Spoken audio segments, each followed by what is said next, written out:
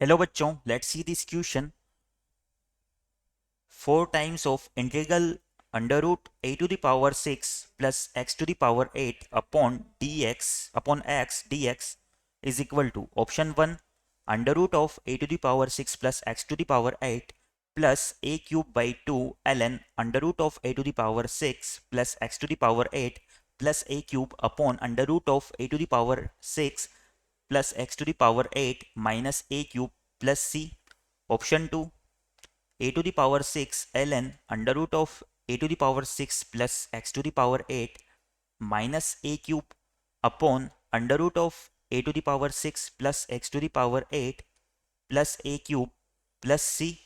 Option 3 under root of a to the power 6 plus x to the power 8 plus a cube by 2 ln under root of a to the power 6 plus x to the power 8 minus a cube upon under root of a to the power 6 plus x to the power 8 plus a cube plus c.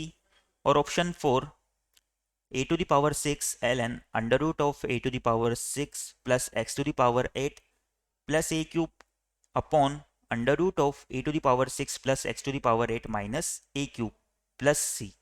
तो बच्चों इस question में हमें given integral की value find out करनी है।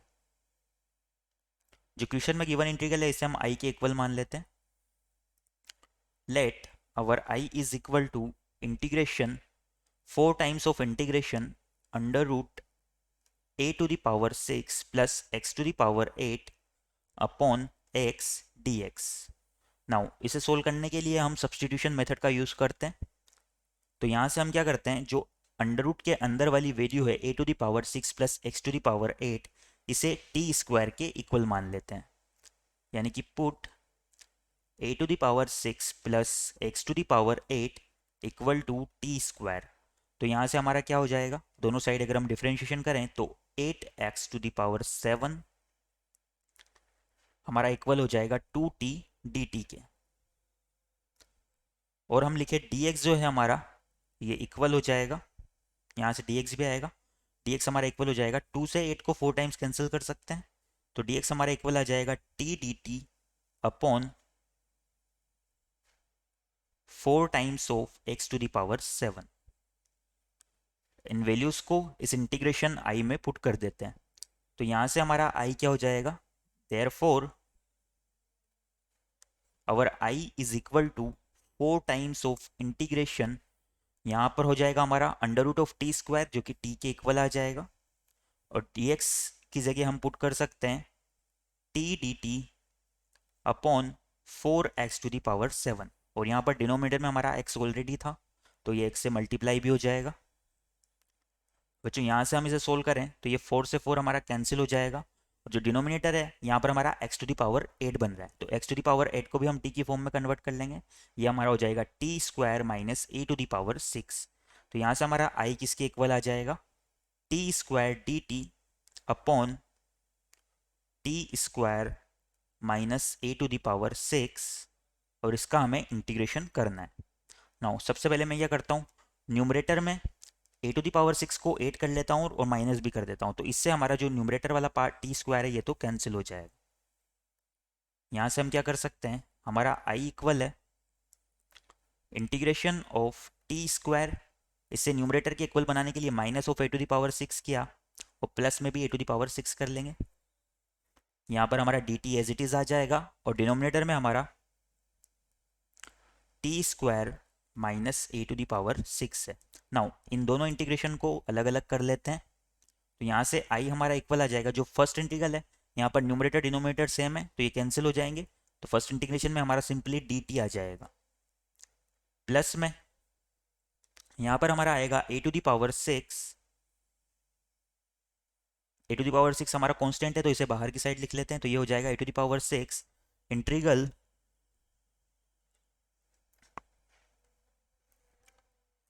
D T by T square minus A to the power 6। बच्चों जो फर्स्ट इंटीग्रेशन है ये तो हमारा इजीली हो जाएगा बट जो सेकंड इंटीग्रेशन है ये एक्स स्क्वायर माइनस ए स्क्वायर की फॉर्म में आ रहा है। यहाँ पर हमारा एक्स टी के इक्विवेलेंट है और जो ए है वो ए क्यूब के इक्विवेलेंट है। तो जो ये हमारा इंटीग्रेशन का रिजल्ट क्या होता है, integration of D x by x square minus A square हमारा इक्वल होता है 1/2a ln modulus of x minus ए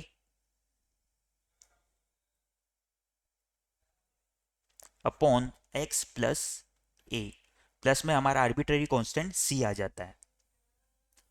तो इसे हम इस इंटीग्रेशन को भी सोल्व कर सकते हैं। तो यहाँ से हमारा ये इंटीग्रेशन जो है आई, ये इक्वल आ जाएगा dt का इंटीग्रेशन हमारा हो जाएगा t प्लस a⁶। अगर इसका इंटीग्रेशन करें तो 1/2a, और यहाँ पर a किसके इक्विवेलेंट है, a³ के, तो यहाँ पर हो जाएगा 2a³, और यहाँ पर हमारा आ जाएगा ln मॉडुलस ऑफ x यानी कि t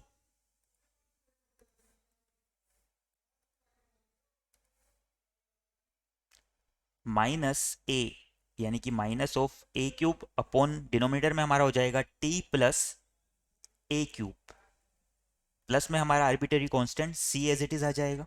नाउ जो हमने t माना था उसे हम वापस से रिप्लेस कर देते हैं। यहाँ पर हमने माना था a⁶ प्लस x⁸ जो है वो t² के इक्वल है। तो यहाँ से हमारा t किसके इक्वल आ जाएगा, under root of a⁶ plus x⁸ के। तो यहाँ से इसे रिप्लेस कर देते हैं। यहाँ से हमारा i इक्वल आ जाएगा under root of a⁶ plus x⁸ plus यहाँ a³ से a6 को कैंसिल करेंगे तो हमारा a³ बच जाएगा। यहाँ पर ये हो जाएगा a³/2 ln modulus of under root a⁶ plus x⁸ minus a³ और डिनोमिनेटर में हमारा हो जाएगा under root of a⁶ plus x⁸ plus a³। यहाँ पर प्लस में हमारा आर्बिट्रेरी कांस्टेंट c आ जाएगा। नाउ ये हमारा फाइनल आंसर हो जाएगा। एक बार हमारे ऑप्शंस देख लेते हैं हम। तो इस क्वेश्चन के रिगार्डिंग हमारा ऑप्शन 3 करेक्ट हो जाएगा।